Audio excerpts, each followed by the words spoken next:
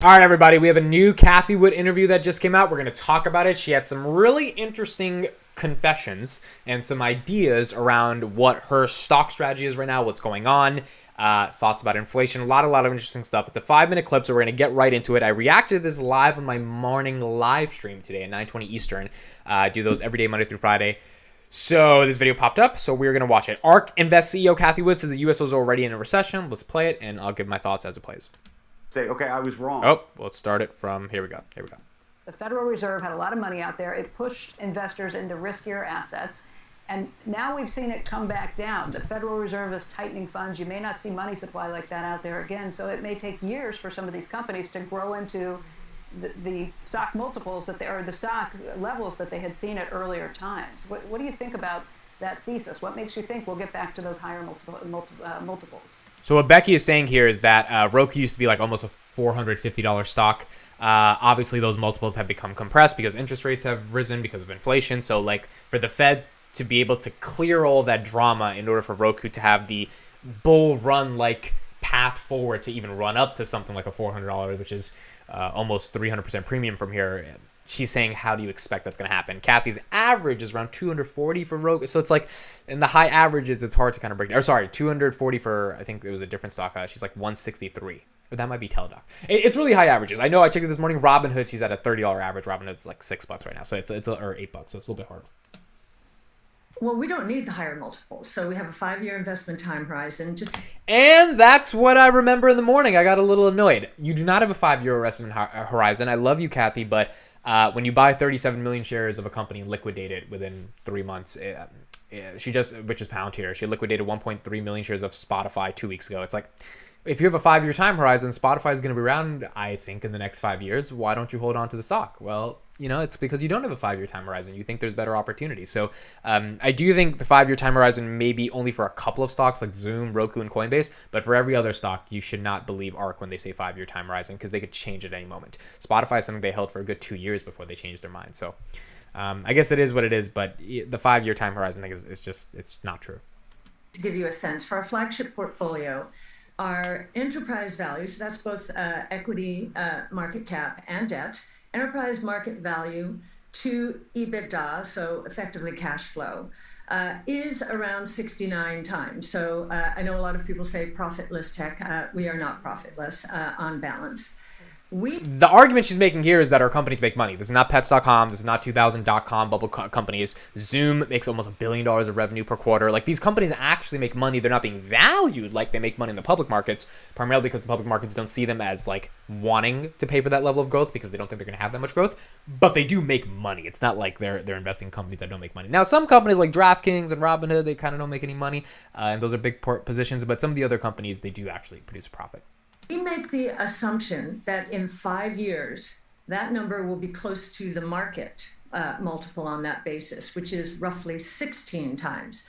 So in our models, and we're starting to publish our models because we really want people to understand this. We just published Zoom, we published Tesla. You can find them on GitHub. Experiment, change the variables we think will move the needle. And you can see how your assumptions might work into our 5-year investment time horizon. So we assume a 20% annualized headwind from declining valuations.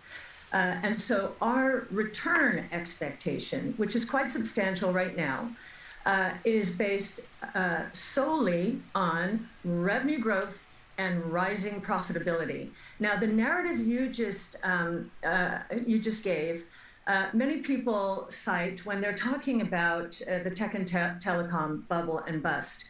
And we've analyzed our portfolio relative to that as well, because there are memes around that. It's astonishing to us that Zoom's revenue since the coronavirus is up roughly sixfold, and the stock is almost down to where it was pre-COVID. Now, the argument here she's making is like, that's insane, right? She's like, how is Zoom's revenue up sixfold, but the stock price is down where it was pre-COVID? Well, the argument could be made that it should have never gotten that high. And I think that's one of the things that, she's not taking into account here. It's like, well, Zoom is a $500 stock. At that time, you could say it was obviously overvalued. It has grown 6 times. The business has gotten 600% better since then.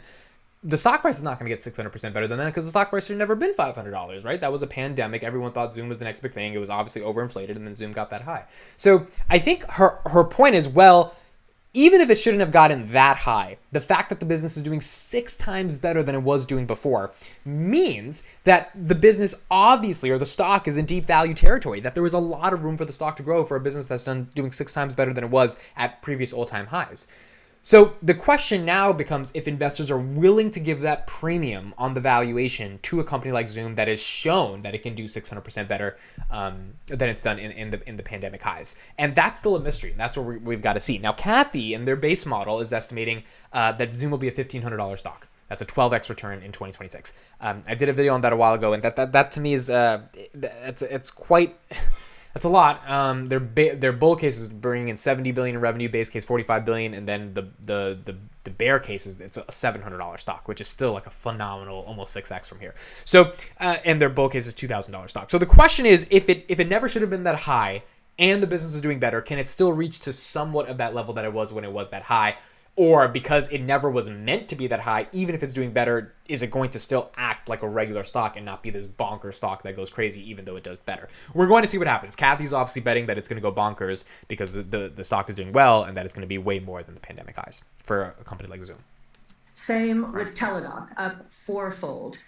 Tesla up 3-fold, although Tesla has, now that it's in the indexes, it has held up better than the rest of our portfolios. But that narrative in 2000, if I could just say, it would suggest that by now we would be seeing negative revenue growth in our expectations for the next year and declining gross margins. We are seeing the opposite. We're seeing north of 25% revenue growth. If you're just using consensus estimates, it's 25, and our estimates are much higher because we're focused on exponential growth trajectories being driven by powerful new technologies. One thing I'll say is you can have growth projections around exponential based technologies that allow something to grow. The question is, are those innovations actually built into the stocks you're picking? Is Roku, is Zoom, are they actually going to do what you say they're going to do via exponential based tech? Because if you pick companies that kind of have that but don't really have that, like Tesla obviously have that, but if some of the other companies don't, then they're not going to explode like you think they are. So we'll see. Cathie, one broader question and then a specific stock question. When you think, though, about the last year and you think about your approach, what is the lesson in it? Meaning, I know you have a North Star about specifically these stocks that you're talking about, but at some level, you have to look around, and I think your investors would want you to look around and say, okay, I was wrong. What was I wrong about? And if I was wrong, how am I going to change my approach in the future?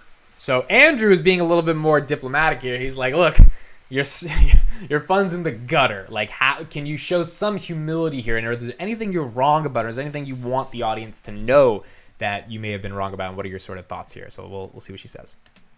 So if we were wrong on one thing, and that was inflation being as sustained as it has been. Supply chain, I can't believe it's taken more than 2 years, and Russia's invasion of Ukraine, of course, we couldn't have seen that. So inflation has been a bigger problem, but I think that it has set us up for deflation. I've been listening to your program. I heard Ken Langone talk about being in a recession now, Jeremy Siegel, same. We think we're in a recession, and we think a really big problem out there is inventories, the likes of the increase of which I've never seen this large in my career, and I've been around for 45 years. And we're talking about the best managed companies in the world. If you're talking about Walmart and Target, they know how to manage supply chain. So if they have problems, we think there are a lot more problems. And then the other thing that's going on is the consumer is railing against these price increases. Consumer sentiment, as measured by the University of Michigan, which we think is the best measure out there, is down to record low levels, below 0809, below 80 and 81. I had just started my career and inflation and interest rates were in the double digits, 15, 20%. And consumer sentiment today is lower than it was back then. And most interestingly, in the last report, many people think, oh, the heavy spenders will keep this thing going. Consumer sentiment in the highest income groups is lower than in the the lowest income groups, and the latter group is being, tormented by food and energy prices, which are really a regressive tax increase here to them. Okay, so really, really interesting things here. She admitted that she was wrong on inflation, which I give Cathie credit for because honestly, she was wrong on inflation. And when you're wrong on something, sometimes it's better to be humble and admit that you're wrong. And like I was wrong on some stuff before in the past. She was wrong on inflation. So inflation definitely was not transitory. It was obviously more self-sustaining.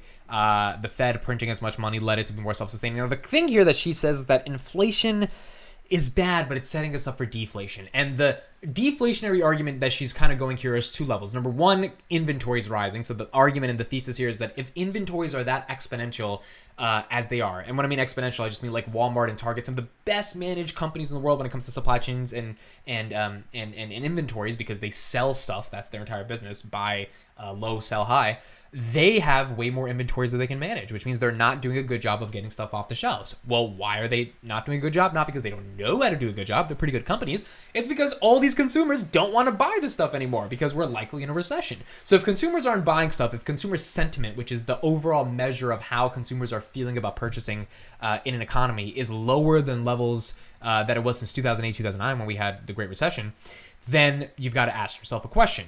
If there's that many people not buying and there's that many more TVs stacking up in Walmart, the prices of those TVs, which are inflated at about 8.6% and probably double digits, that is not reported on this consumer price index, that's going to start going down because people aren't buying that stuff. It's basically supply and demand. When there's less people buying, so the demand has to go down. Demand goes down, prices go down because there's more supply, which means more people can then start purchasing stuff at cheaper prices. So if that's the case and inflation does start to go down, what I think Cathie is right about is the market is going to react very, very positively towards this. I mean, when the market sees that there is this huge level of decrease in inflation, a lot of these stocks, particularly high growth tech stocks, may be the beneficiaries of this because now you don't really need to raise interest rates to combat inflation because inflation is going down, and that means the cost of borrowing capital will become cheaper as interest rates hopefully get lower, which means valuations can start expanding as they were in 2020.